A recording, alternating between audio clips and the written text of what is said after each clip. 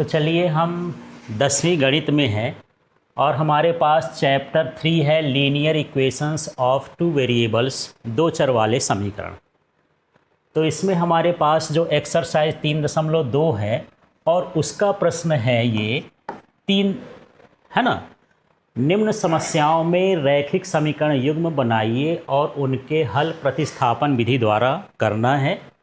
इसका पहला प्रश्न है, दो संख्याओं का अंतर 26 है और एक संख्या दूसरी संख्या की 3 गुनी है, उन्हें ज्ञात कीजिए। ठीक है, तो देखिए इंग्लिश में क्या है। इंग्लिश में भी यही क्वेश्चन है, form the pair of linear equations for the following problems and find their solutions by substitution method. इसका फर्स्ट क्वेश्चन है, the difference between two numbers is 26 and one number is 3 times to the other number, find them। तो इस तरह से जब समस्या वाले question होते हैं तो सबसे पहले इनका हम क्या बनाएंगे, समीकरण बनाएंगे और जो अननोन चीज़ होती है उसको हम मान लेते हैं। तो यहाँ पर हम मान लेते हैं, माना, अब यहाँ पर क्या पूछा है, संख्याएं हैं ना, दो संख्याएं या दो नंबर यहाँ पर हैं, दो संख्याएं x एवं y हैं। ठीक है, तो यहाँ पर इनको कंसीडर कर लेना है। अब इसकी प्रतिबंध देखना, इसमें जनरली दो कंडीशंस होती हैं, दो शर्त होती हैं। यहाँ से यहाँ तक देख लें तो आपको समझ में आएगा कि दो संख्याओं का अंतर 26 है, उनका डिफरेंस 26 है। तो यहाँ पर मान लेते हैं कि ये हो गया पहले प्रतिबंध से, फ्रॉम फर्स्ट कंडीशन। ठीक है, डिफरेंस का मतलब समझते हो, अंतर का मतलब क्या होता है, माइनस। तो x और माइनस y हम यदि कर दें तो ये कितना होना चाहिए, 26। ठीक है, मान लेते हैं हमारे पास ये पहला समीकरण हो गया। ठीक है, इसके बाद हम यहाँ पर दूसरा प्रतिबंध देखते हैं। दूसरे प्रतिबंध से, फ्रॉम द सेकेंड कंडीशन।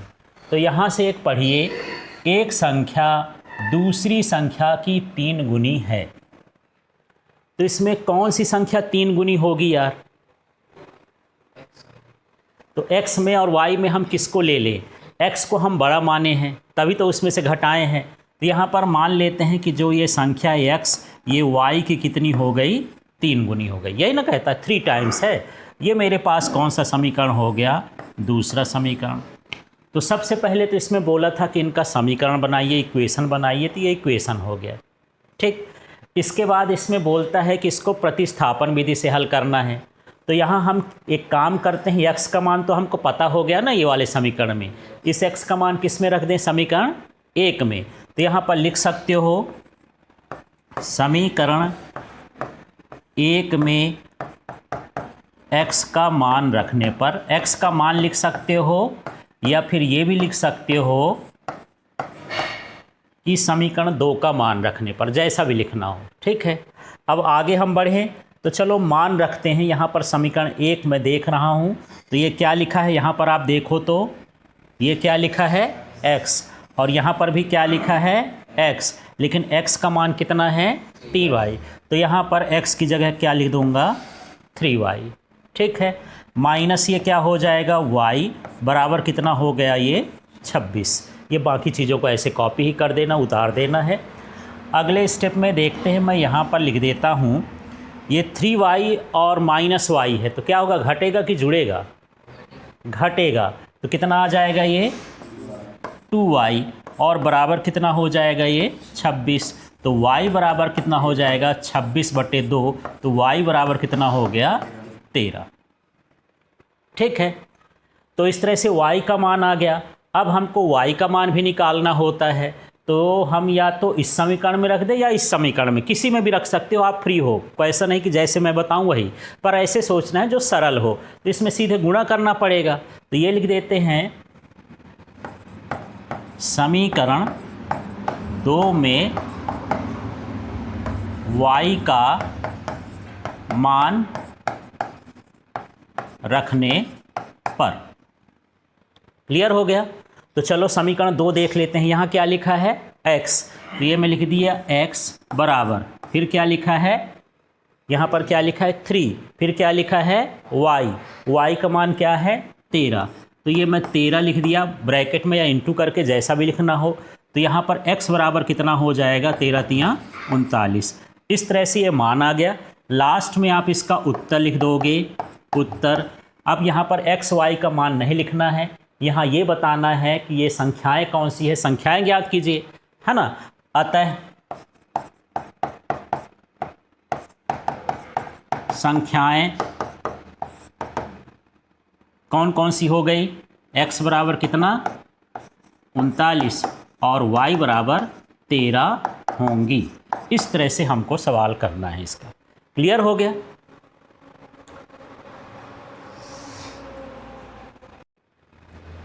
तो चलिए यहाँ पर मैथ्स का 10वीं मैथ्स का चैप्टर 3 है, प्रश्नावली एक्सरसाइज 3.2 है और उसका क्वेश्चन नंबर 3 है।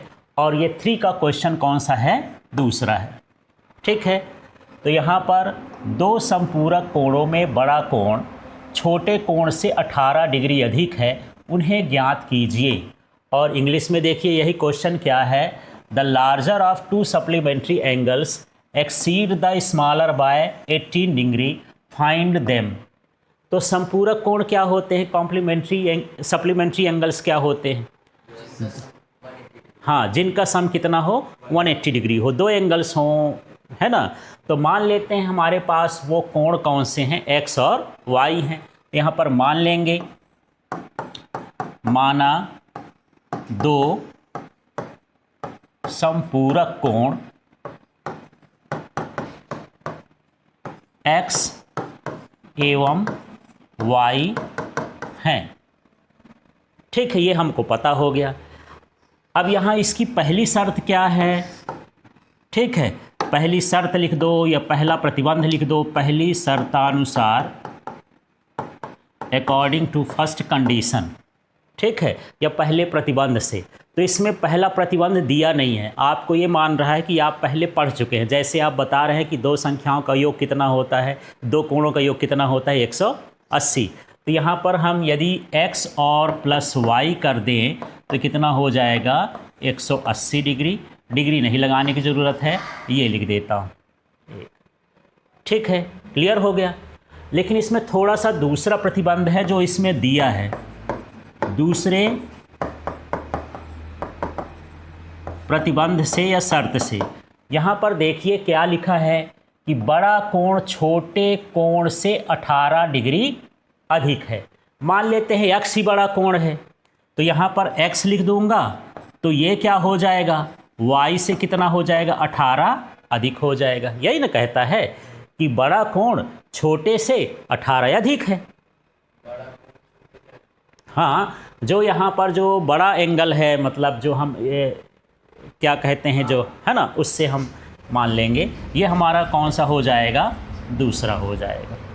ठीक है, अब वही तरीका है, इसको प्रतिस्थापन विधि से हल करना है। तो x का तो सीधा मान है, इसका मान हम समीकरण 1 में ले जाके रख दें, है ना।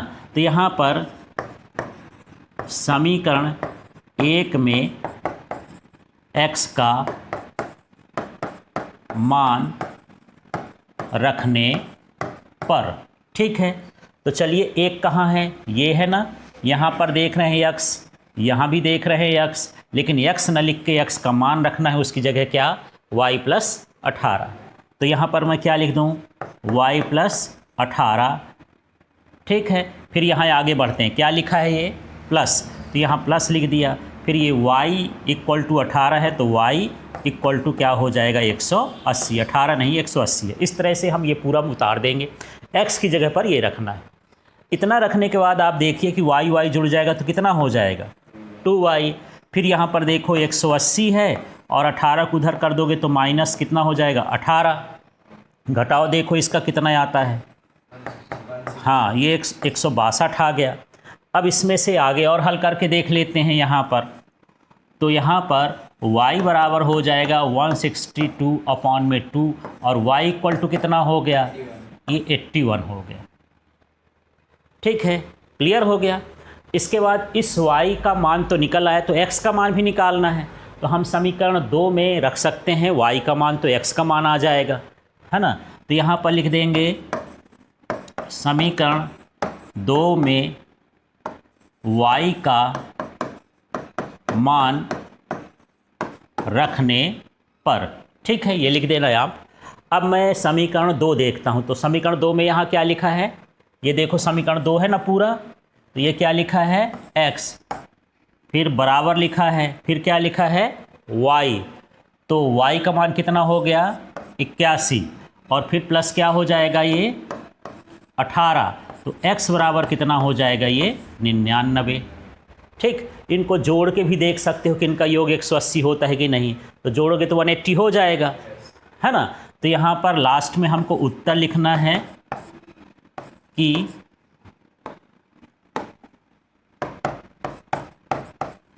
संपूरक कोणों का मान x बराबर 90 डिग्री, अब यहाँ डिग्री लगा देना, एवं y बराबर 81 डिग्री है। इस तरह से हमको ये सवाल करना है। ठीक है, कोई डाउट है इसमें?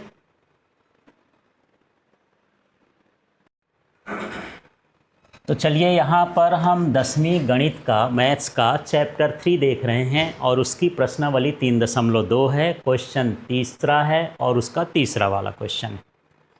तो चलिए इसमें देखते हैं प्रश्न क्या है। एक क्रिकेट टीम के कोच ने 7 बल्ले, यहाँ पर ध्यान देना है ना, और 6 गेंदें 3800 में खरीदी। उसने 3 बल्ले तथा 5 गेंदें 1750 में खरीदी।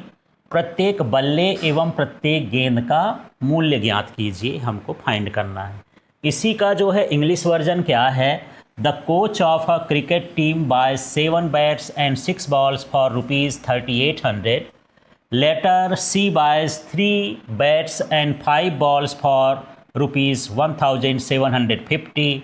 Find the cost of each bat and each ball. इस तरह का क्वेश्चन है।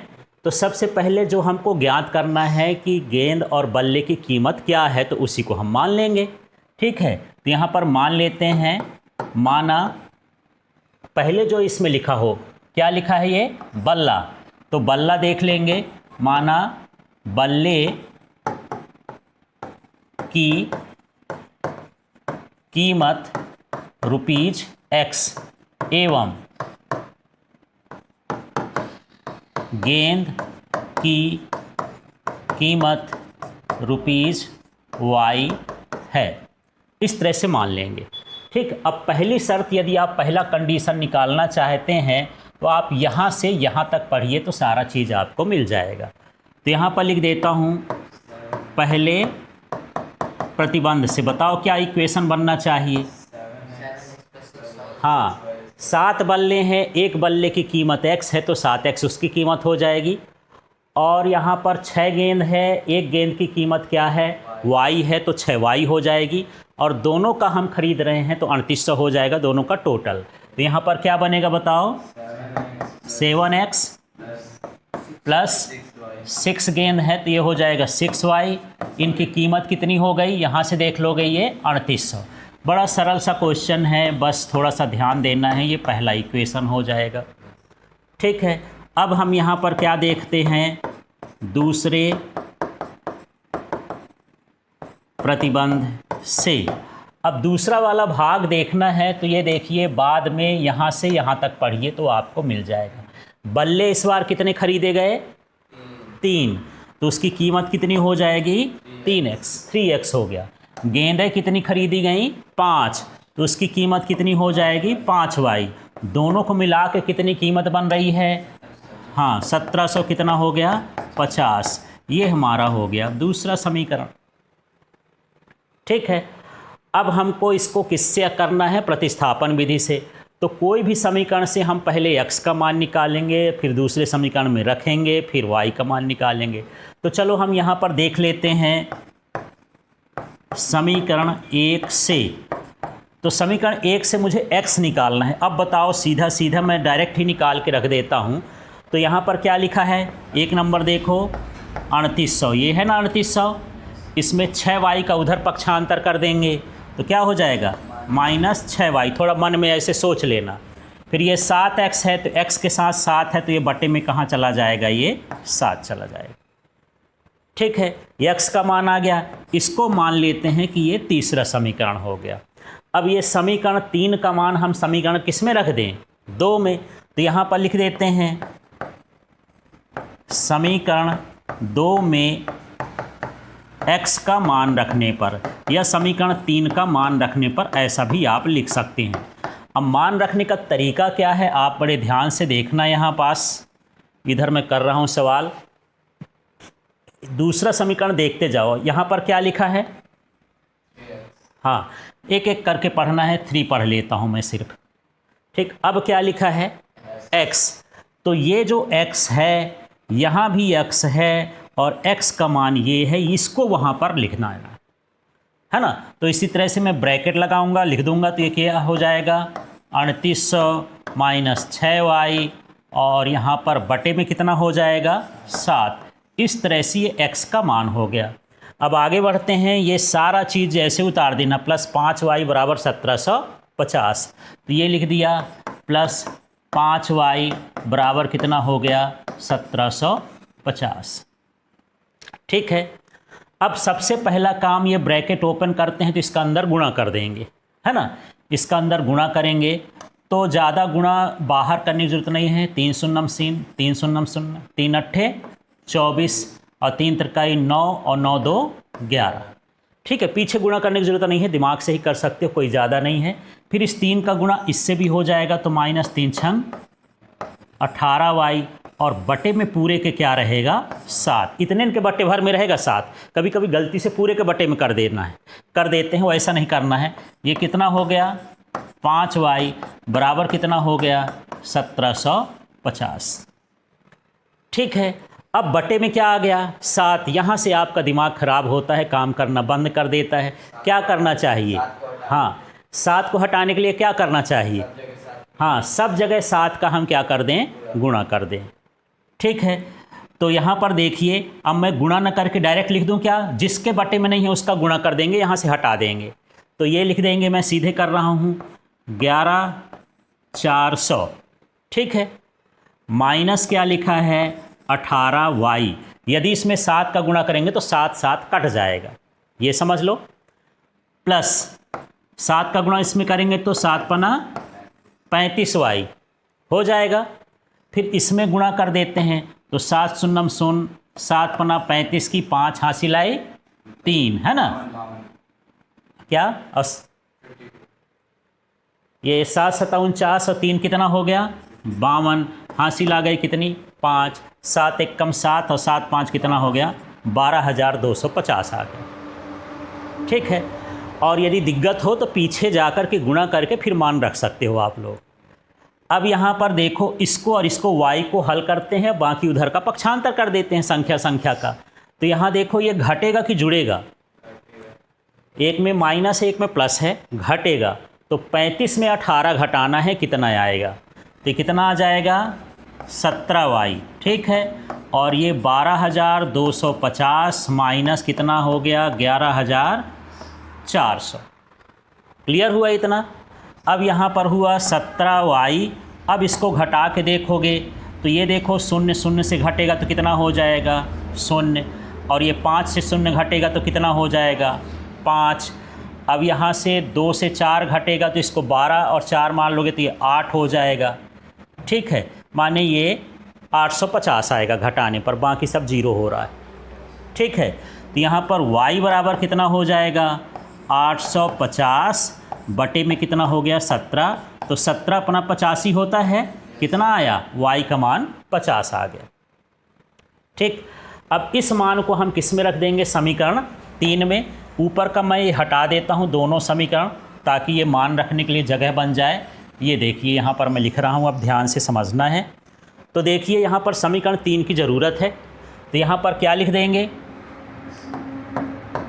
समीकरण 3 में y का मान रखने पर, रख दूँ मान।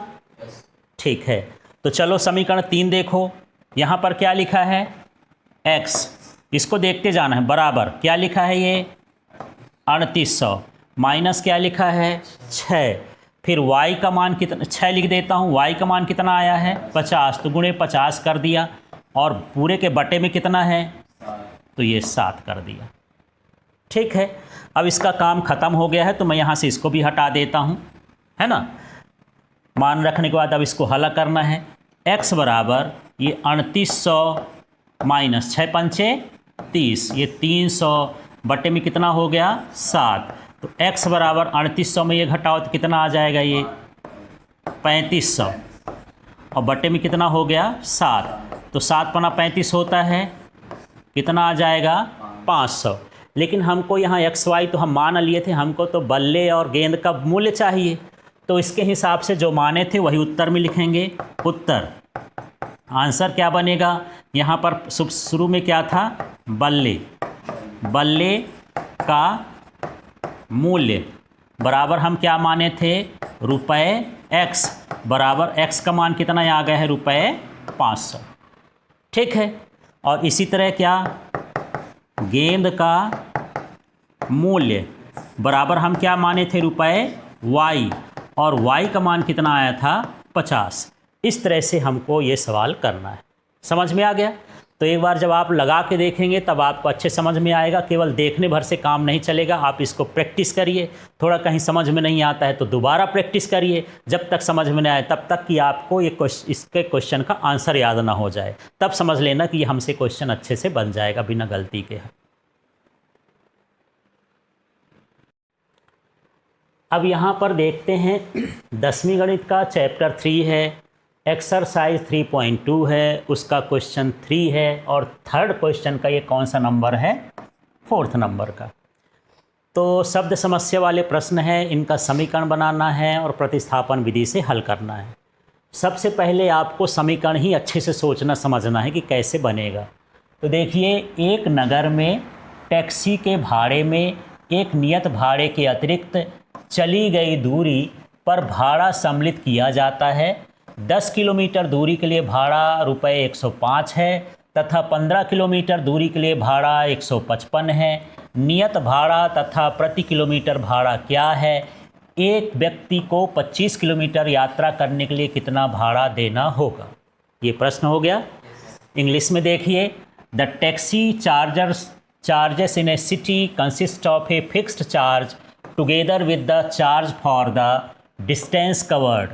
For a distance of 10 kilometer, the charge paid rupees 105, and for journey of 15 kilometer, the charge paid rupees 155. What are the fixed charges and the charge per kilometer? How much does a person have to pay for the traveling a distance of 25 kilometer? तो सबसे पहले मुझे ये बताओ कि इससे question क्या समझ में आया। क्वेश्चन आपको क्वेश्चन क्या समझ में आया? जैसे आप किसी शहर में जाते हो, है ना, तो बोलता है कि भैया टैक्सी तो मैं दूंगा पर 100 रुपया लगेगा ही बैठने का, है ना, चाहे तुम चलो और चाहे ना चलो, एक फिक्स्ड है। कहीं भी जाओगे कितना लगेगा 100 रुपये, और इसके बाद 10 रुपये किलोमीटर प्रति किलोमीटर के हिसाब से लगेगा। तो मान लो आप 5 किलोमीटर गए तो कितना होना चाहिए? 100 अलग जोड़ दो और 10 पना 50 और अलग जोड़ दो, कितना जुड़ेगा? 150, है ना। ऐसे ये कहता है कि एक उसका फिक्स किराया है, फिर इसके बाद किसके हिसाब से है? किलोमीटर के हिसाब से है। ठीक, तो यहाँ पर हम दो चीज़ें मानेंगे। तो यहाँ पर मान लेते हैं, माना टैक्सी का नियत किराया रुपए x है। ठीक है, जो फिक्स है इतना लगेगा ही। फिर इसके बाद किलोमीटर के हिसाब से है, तथा प्रति किलोमीटर पर किराया रुपए y है। अब यहाँ पर पहली शर्तानुसार फर्स्ट कंडीशन क्या है यहाँ पर देख लेते हैं। तो यहाँ पर आप ये बताइए यहाँ पर 10 किलोमीटर तक का यहाँ है, तो फिक्स किराया कितना है, एक्स लगना ही है। अब यदि मान लो 10 किलोमीटर चलता है तो 1 किलोमीटर का वाई है, तो कितना बनेगा, 10y। तो दोनों को मिला के क्या बना, x प्लस 10y बराबर कितना दे रहा है उसको, 105, है ना। तो यहाँ पर क्या बना, x प्लस 10y बराबर कितना हो जाएगा, 105 उसका किराया बन जाएगा। ठीक है, समझ में आ रहा है। इस तरह से इसको सोच के करना है। अब यहाँ पर क्या हो जाएगा, दूसरी शर्तानुसार। ठीक है, अब दूसरी शर्त क्या कहती है, उसी की आगे बढ़ो कि यदि वो 15 किलोमीटर चलता है तब के लिए भाड़ा किराया कितना है, 155। तो 15 किलोमीटर का मतलब ये है कि x तो लगभग करेगा और 15y और लग जाएगा। 1 किलोमीटर का y है तो 15y हो गया, बराबर कितना हो जाएगा, 155। और ये हो गया दूसरा समीकरण। ठीक है, तो हमको उसका फिक्स किराया पता करना है और प्रति किलोमीटर का किराया पता करना है। फिर इसमें यह भी पता करना है कि 25 किलोमीटर में कितना देना पड़ेगा। तो चलिए उसको देखते हैं आगे प्रश्न को। तो इसको अब हल करना है, तो हम इसको किससे हल करेंगे, प्रतिस्थापन विधि से। बाकी परीक्षा में जैसा भी कर देना, आगे और जो विधियां पढ़ेंगे उससे भी कर सकते हो, लेकिन यहाँ पर लिख के आया है कि प्रतिस्थापन से करना है उसके क्वेश्चन में, तो वही उसी से करना है। ठीक, तो समीकरण हम क्या ले रहे हैं, समीकरण 1 से यहाँ x का मान निकालना है। तो x बराबर कितना हो जाएगा, ये निकालना है। तो इसका हम पक्षांतर कर देंगे इधर, तो क्या हो जाएगा, 105 माइनस 10y, और ये हो गया हमारा तीसरा समीकरण। ठीक है, इस समीकरण का मान हम किस में रख दें, 2 में। तो यहाँ पर x का मान समीकरण 2 में रखने पर, चलो रख के देखते हैं। तो यहाँ पर समीकरण 2 क्या है, x प्लस 15y। x का मान सीधे मैं रख दूँ क्या, एक स्टेप नहीं बढ़ाता हूँ। यहाँ पर देखो ये जो x लिखा है, दूसरा समीकरण है ना x, ठीक, इस x का मान वहाँ पर रख देना है। क्या रखना है, 105 माइनस 10y। इस x की जगह x का मान रख दिए हैं, ये वाला आगे पूरा उतार देना है, प्लस 15y बराबर कितना हो गया, 155। ठीक है, अब इसको हल करेंगे, संख्या को संख्या तरफ, y वाले को y तरफ जाने देते हैं और इसे हल करके देखते हैं। तो 10y और 15y घटेगा कि जुड़ेगा, घटेगा, अलग अलग चिन्ह है, तो कितना आ जाएगा, ये 5y बराबर वहाँ पर क्या लिखा है, 155, और ये 105 उधर जाएगा तो क्या हो जाएगा, माइनस 105। इसका पक्षांतर हो गया, तो ये हो गया 5y बराबर कितना, कितना बचेगा, हाँ ये बचेगा 50। तो y बराबर 50/5 बराबर कितना हो जाएगा, 10। ठीक है, अब ये जो 10 आया है समीकरण 3 में रख देते हैं, है ना। तो यहाँ पर लिख देंगे y का मान समीकरण 3 में रखने पर, रखें। तो समीकरण 3 ये है, ये क्या लिखा है, बोलते जाओ, x। तो x लिख देता हूँ बराबर 105 लिख देता हूँ, माइनस 10 लिख देता हूँ। अब y यहाँ लिखा है, y की जगह y का मान लिख देंगे, गुणे क्या हो गया, 10। तो ये हो जाएगा 105 माइनस 100 बराबर कितना हो जाएगा, 5। हमको x और y का दोनों का मान मिल गया। अब हम उत्तर की बात करते हैं। तो यहाँ पर उत्तर हमको लिखना है। तो सबसे पहले हम माने हैं टैक्सी का नियत किराया, है ना। तो यहाँ लिख देंगे टैक्सी का नियत किराया, इसको हमने क्या माना था, रुपए x, और x का मान कितना आ गया है, 5। तो 5 रुपये उसका किराया फिक्स है, इतना लगभग करेगा। ठीक है, फिर लिखा है प्रति किलोमीटर पर किराया। तो यहाँ पर लिख दिए प्रति किलोमीटर पर किराया, कितना माने थे हम, रुपए y। तो y का मान कितना है, रुपए 10 रुपये प्रति किलोमीटर के हिसाब से लग रहा है। फिर इसके बाद यहाँ पर है कि यदि उसको 25 किलोमीटर यात्रा करनी हो तो कितना करना पड़ेगा, है ना। तो यहाँ पर ये लिखना पड़ेगा 25 किलोमीटर की यात्रा के लिए वही होगा x प्लस 25y। क्या होगा? x plus 25y। x तो फिक्स है, 25 किलोमीटर चलना है उसको, तो इतना रुपए हमको देना पड़ेगा। इसको मैं रुपए भी लगा देता हूँ ऐसे। तो x का मान कितना हो गया बताओ?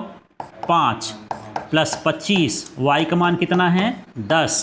तो ये हो जाएगा कितना? 5 प्लस 250 बराबर रुपए कितना हो गया? 255। इस तरह से।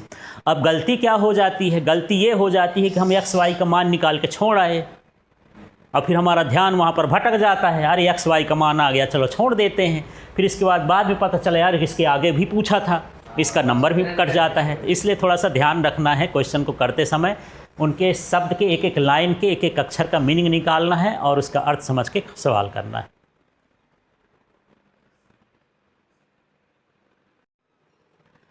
तो यहाँ पर हम 10वीं गणित और चैप्टर 3 एक्सरसाइज 3.2 क्वेश्चन नंबर 3 को देख रहे हैं।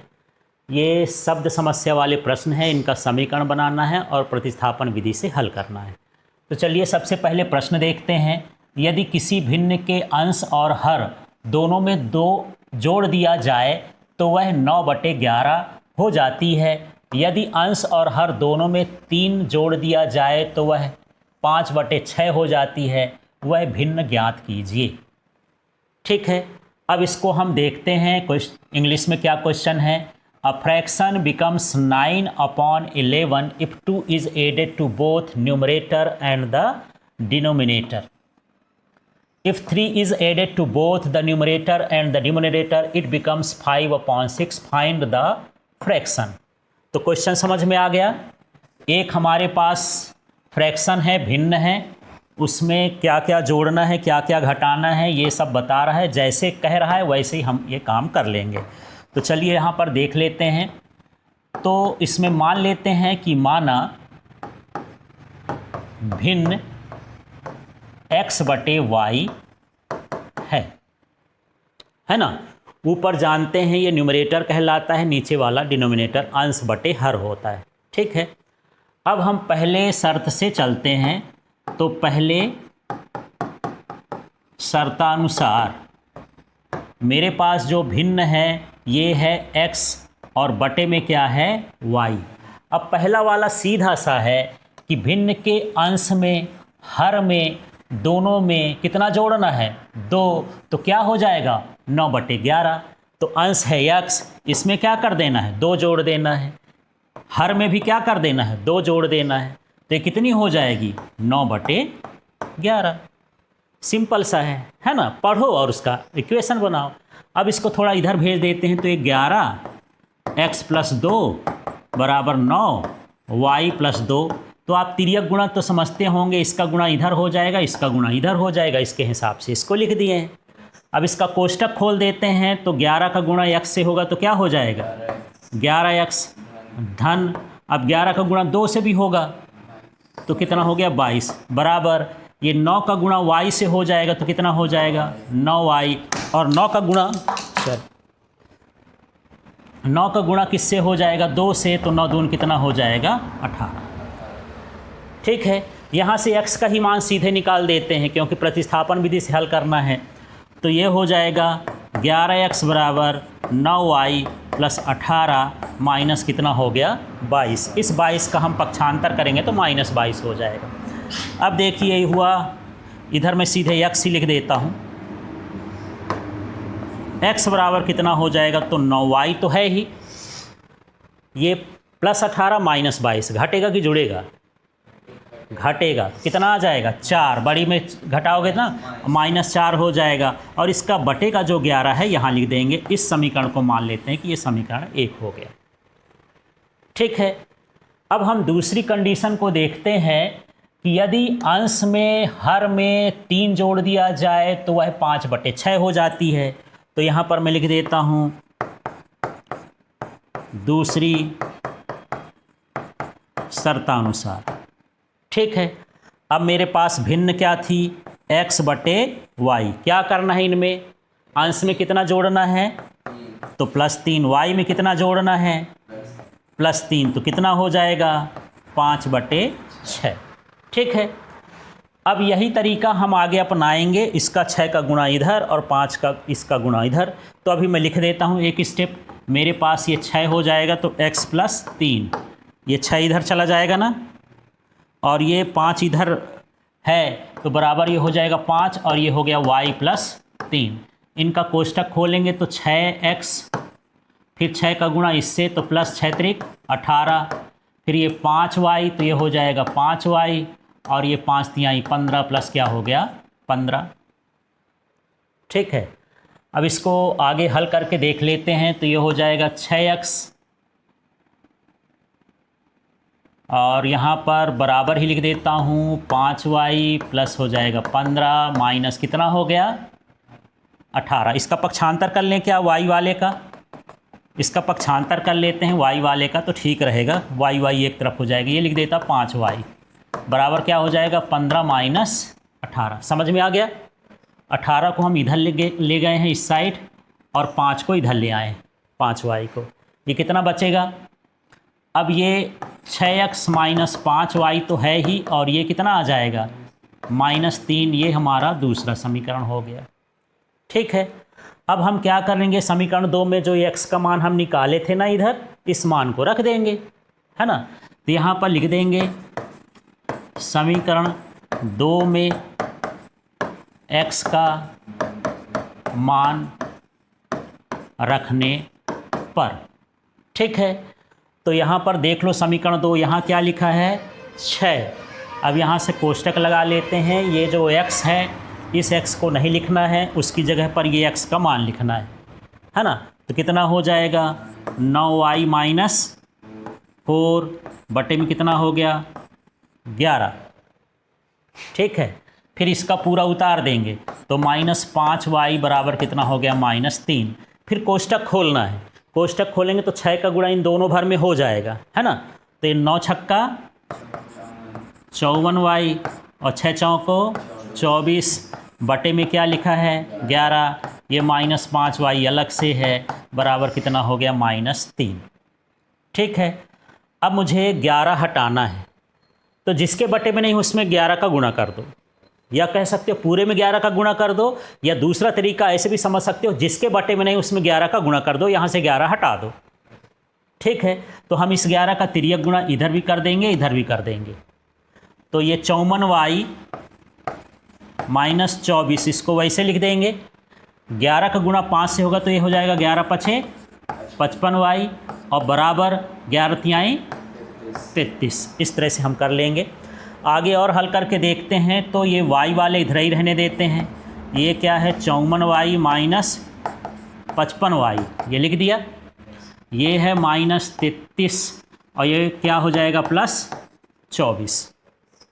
ठीक है, इसको घटा लेते हैं यार, घटाओ भला। घटेगा तो 55 में 54 घटेगा तो 1 आएगा, 1 लिखेंगे नहीं तो माइनस कितना हो जाएगा y बराबर, यहाँ 33 में 24 घटाओ 9 आएगा ना, -9 तो यहाँ पर कुल मिला के y बराबर कितना हो गया 9 हो गया। y का मान आ गया 9। अब हमको क्या करना है, y का मान निकालने के लिए हम समीकरण 1 है ना हमारे पास, इसमें हम मान रख देते हैं। चलिए रख के देखते हैं। तो y का मान समीकरण 1 में रखने पर, ठीक है, ये है समीकरण 1। तो ये में क्या लिखा, x बराबर ये हो जाएगा 9y माइनस 4 बटे में कितना है 11। लेकिन y का मान हम कितना निकाले हैं 9। अगले स्टेप में रख देता हूँ। तो ये हो गया 9, y की जगह क्या लिखना है, ये y हटा देता हूँ ना, y की जगह क्या लिखना है 9। तो y की जगह कितना हो जाएगा 9 माइनस 4 अपॉन में कितना हो गया 11। तो x बराबर देखेंगे 9 नाम 81 माइनस 4 और बटे में कितना हो गया 11। अभी मैं थोड़ा सा इसको अब हटा देता हूँ, इनकी ज़्यादा ज़रूरत नहीं है। ये अब इसको करेंगे तो ये हो जाएगा 77 बटे 4, 77 बटे 11। तो कितना आ जाएगा ये 7। x का मान 7 आ गया। अब यहाँ पर हमको उत्तर लिखना है। उत्तर हमसे x y नहीं पूछ रहा है, हमसे पूछ रहा है भिन्न। भिन्न क्या माने थे, x बटे y। तो x का मान कितना आया है 7, y का मान कितना आया है 9, तो ये हो जाएगा 7/9। इस तरह से इसका आंसर करना है। क्लियर हो गया। तो यहाँ पर गलती ये कर देते हैं कि हम x y का मान लिख के आ जाते हैं परीक्षा में, x बराबर कितना 7, y बराबर 9। इसमें आपको नंबर नहीं मिलेगा, जो आपसे पूछा है वो जवाब देना है। आपसे भिन्न पूछ रहा है कि भिन्न का मान कितना होगा, तो 7/9 होगा। तो चलिए 10वीं गणित का चैप्टर 3 है और प्रश्नावली है 3.2 और प्रश्न क्रमांक है 3 और 3 का हम ये चौथा प्रश्न देख रहे हैं। इसमें हमको समीकरण युग्म बनाना है और उसको प्रतिस्थापन विधि से हल करना है। तो यहाँ पर देखिए 5 वर्ष बाद जैकब की आयु उसके पुत्र की आयु से 3 गुनी हो जाएगी। 5 वर्ष पूर्व जैकब की आयु उसके पुत्र की आयु से 7 गुनी थी। उनकी वर्तमान आयु क्या है? अब इसका इंग्लिश वर्जन देखिए। 5 years hence the age of Jacob will be 3 times that of his son. 5 years ago Jacob's age was 7 times that of his son. What are their present ages? तो इस तरह का प्रश्न है। तो चलिए इसको हम कैसे सॉल्व करेंगे, है ना। तो यहाँ पर 5 वर्ष बाद का मतलब क्या होता है? जैसे अभी आप मान लीजिए 15 साल के हैं, तो 5 वर्ष बाद कितने हो जाएंगे? 20 के हो जाएंगे मान लीजिए। क्या किया आप अपनी उम्र में 5 जोड़ दिए, बस यही इसमें ध्यान रखना है। और अभी आप 15 साल के हैं, 3 वर्ष पहले कितने के रहे होंगे, है ना, 12, तो 3 घटाना पड़ेगा, बस इतना सेंस रखना है। तो माना यहाँ पर 2 चीज़ें हैं, एक जैकब है, तो मान लेते हैं जैकब की आयु x वर्ष, है ना, आयु को वर्ष में दिया है, एवं पुत्र की आयु y वर्ष है। ठीक है, इस तरह का प्रश्न है। अब इसको सॉल्व करके देखें। ठीक, तो यहाँ पर देखो, इसको सॉल्व करके मैं बता रहा हूँ। पहली शर्त हम देखेंगे, तो पहली शर्तानुसार मेन है आपका समीकरण बनाना, प्रश्न को समझ के समीकरण बनाना। तो जितना ज़्यादा आप प्रैक्टिस करेंगे उतने आसानी से समीकरण को बना सकते हैं, कोई भी चीज़, है ना। तो 5 वर्ष बाद पहले बात करते हैं। तो 5 वर्ष बाद माने x की आयु, अभी जैकब की वर्तमान आयु क्या है x, है ना। तो 5 वर्ष बाद कितनी हो जाएगी x + 5, और उसके पुत्र की y है, तो ये हो जाएगा y + 5। ऐसा तो नहीं होगा कि 5 वर्ष बाद आप 15 के हैं, माने आप 25 के हैं और आपका बेटा 20 का है, तो 5 वर्ष बाद आप 30 के हो जाओ तो बेटा 20 का थोड़ी रहेगा, वो भी कितना हो जाएगा 25 का हो जाएगा, वो भी बढ़ेगा। इस तरह से अब इसकी शर्त ये है कि उसके पुत्र की कितनी रह जाती है, ये 3 गुनी। तो हम इसको कर देंगे, इसमें 3 गुना कर देंगे, तो वो दोनों आपस में बराबर हो जाएंगे।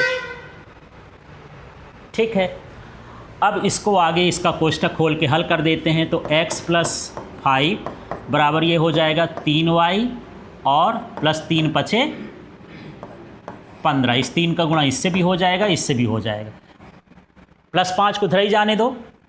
तो x बराबर हो जाएगा 3y + 15 - 5, ये 5 का पक्षांतर कर देंगे इधर। ठीक है, तो यहाँ x बराबर 3y प्लस कितना हो जाएगा 10। ये हमारा हो गया पहला समीकरण। ठीक है, तो एक तो कंपटीशन में क्वेश्चन आया करता है इसी तरह का आयु वाला, लेकिन अलग से थोड़ा सा सेंस वाला क्वेश्चन है। सेंस वाला क्वेश्चन ये है कि अभी मैं 20 साल का हूँ और मेरा बेटा कितना का है, 15 साल का है। कितने का है, 15 साल का। अब मेरी उम्र 2 गुनी हो गई, 40 साल हो गई, तो कितने साल का होगा? सोचो कितने साल का होगा, तब तक सोच के बताओ। मेरी उम्र 20 थी, मैं दुगना हो गया, कितना हो गया 40, और मेरा बेटा है मान लो 15 साल का या 5 साल का मान लेता हूँ। कितने साल का है, 5 साल का, वो कितने साल का हो जाएगा? उसका दोगुना ना होगा, यही आप गलती कर रहे हो। मेरी उम्र कितनी बढ़ी, 20 से मैं कितना हुआ 40, मैं कितना बढ़ा 20 वर्ष। हाँ, तो वो 5 साल का है तो उसका भी 20 बढ़ेगा तो कितना होगा 25। लोग जल्दी जल्दी बोले डबल हो गया तो वो भी डबल हो जाएंगे, ऐसा नहीं होता है ना।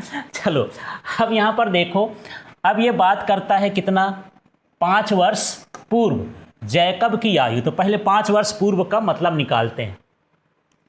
तो यहाँ पर मैं लिख देता हूँ कि कौन सी शर्त, दूसरी शर्तानुसार।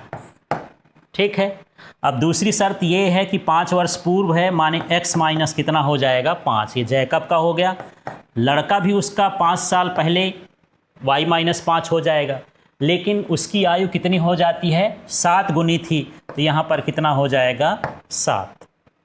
ठीक है, समीकरण बन गया है। अब इसको हल करने की कोशिश करते हैं। x माइनस 5, इस 7 का गुणा y से और 5 से होगा तो 7y माइनस 7 पना 35।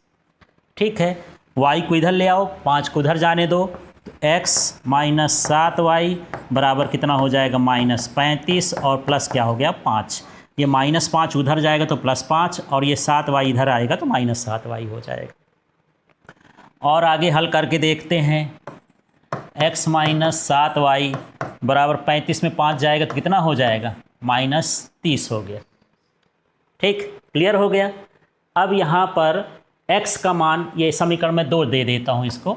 अब x का मान जो हम निकाले थे ना ये समीकरण 1 में, यहाँ पास x का मान उसमें रख देंगे। ठीक है, तो लिख देना है समीकरण 1 से x का मान समीकरण 2 में रखने पर। ये लाइन अपनी मर्जी से आप जैसा चाहे वैसा लिख सकते हैं, आपको सिर्फ ये बताना कि मान रखना है x का। ठीक है, अब x ये है, इस x की जगह पर हमको क्या लिखना है, x का ये वाला मान, क्या देखो 3y प्लस 10 और यहाँ कितना है -7y, ये कितना हो गया -30। बाकी ये सारी चीज़ों को उसी तरह से उतार देना। अब इसमें 10 को उधर जाने देते हैं तो 3y माइनस 7y बराबर हो जाएगा -30 और ये +10 जाके क्या हो जाएगा -10। इसको घटा लो तो कितना हो जाएगा -4y और इसको कर देंगे तो -40। दोनों समान चिन्ह है तो जुड़ जाएंगे, चिन्ह माइनस रहेगा। y बराबर कितना हो जाएगा -40 बटे में -4 बराबर कितना हो जाएगा 10। ठीक है, ये जो y का मान 10 आया इसको हम समीकरण 1 में, ये वाला समीकरण है इसको देख लो, इस समीकरण में रख देंगे। तो समीकरण 1 में y का मान रखने पर, तो समीकरण 1 देख लेते हैं। यहाँ पर है, ये क्या लिखा है x लिख दिया, फिर बराबर है, फिर क्या लिखा है 3, फिर y लिखा है ना, यहाँ y का मान कितना है 10, तो यहाँ गुणे में क्या लिख दूंगा 10, प्लस कितना लिखा है 10, आगे करो 10 तिहाई 30 और प्लस कितना हो गया 10, कितना हो गया ये 40। अब एक्स वाई का मान तो पूछा नहीं है, लास्ट में आपको उत्तर लिखना है, तो जैसा आप माने हैं उसके हिसाब से उत्तर लिखेंगे। उत्तर कैसा हो जाएगा देखिए, उत्तर जैकब की वर्तमान आयु बराबर, आप माने थे x वर्ष, x का मान कितना आया है 40, तो ये हो जाएगा 40 वर्ष। ठीक है, फिर यहाँ पुत्र की वर्तमान आयु बराबर आपने क्या माना है y वर्ष, और y का मान कितना आया है 10 वर्ष, तो यहाँ पर ये 10 वर्ष हो गया। इस तरह से आपको ये सवाल हल करने हैं। तो मेरे ख्याल से ये सवाल सब समझ में आ गए होंगे। इनको एक बार लगा के देखना है, तब आपसे बनेंगे, देखने भर से नहीं बन जाएंगे। ठीक है।